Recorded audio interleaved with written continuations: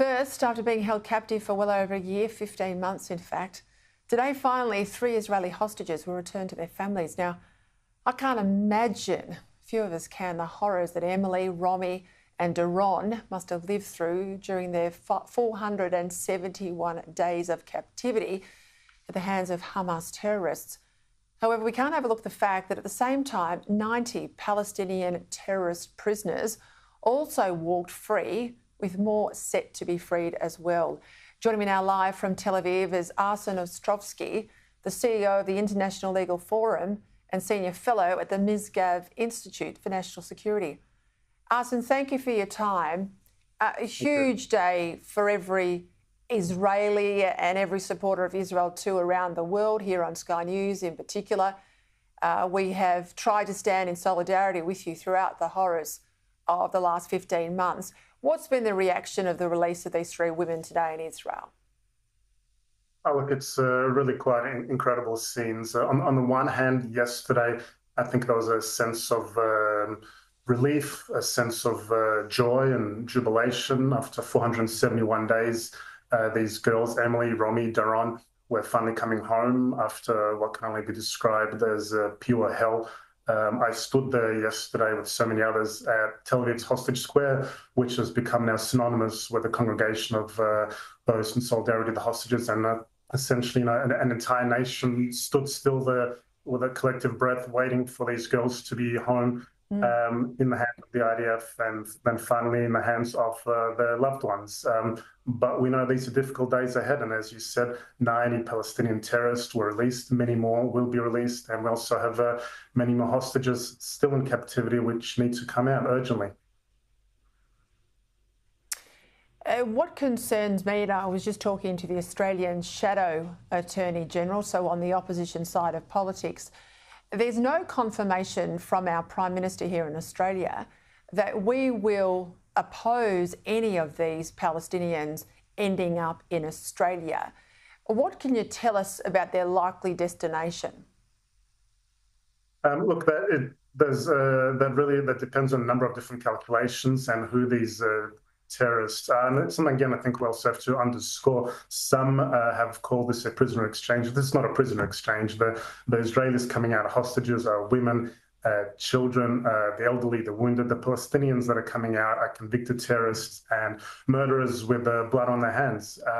Some will go overseas. Many of them will not go into Gaza. Some will. It really depends on who they are, the nature of their crimes, the nature of their convictions. But certainly no one wants to see these terrorists out. But unfortunately, Israel had no option. We had to make literally a deal with the devil in order to get our loved ones out. Yeah, look, I can't begrudge what you did, no one can. I mean, I worked for the Prime Minister during the time of Islamic State, and was privy to some security briefings in relation to the women who were seized by Islamist terrorists at that time. And if I even think about what I was told, I'd be in tears on TV tonight. How is this going to change the way that Israel governs into the future, how it sees its security situation? Because for years you've been under pressure from the international community to bend and to yield, and look where that got you. What happens here in a geopolitical sense next?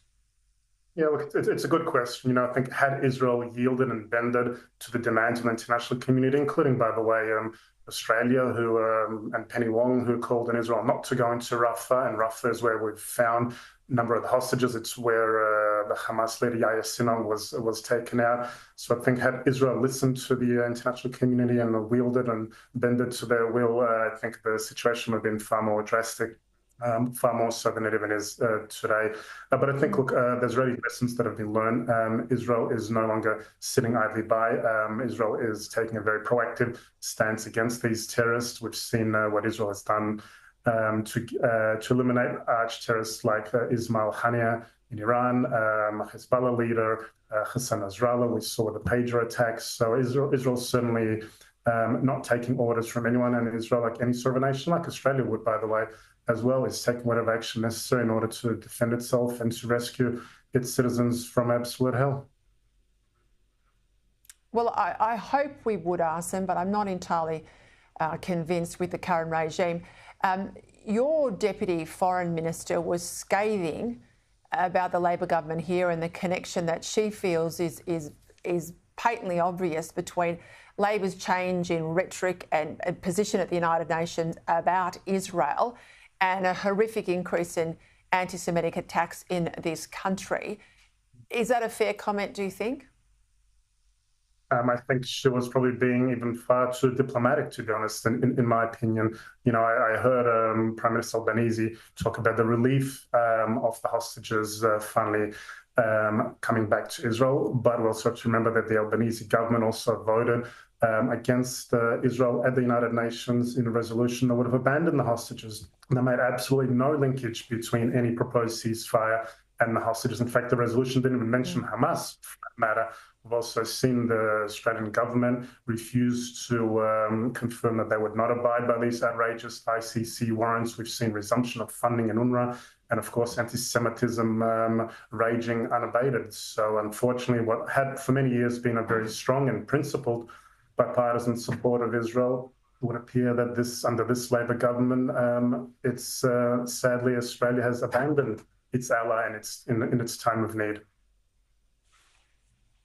Well, I'll let you know that that's just the Australian government, the Australian people. Absolutely. I think broadly across the country stand with you and the opposition and Sky News, as I said. Arsen Ostrovsky, thank you for your time.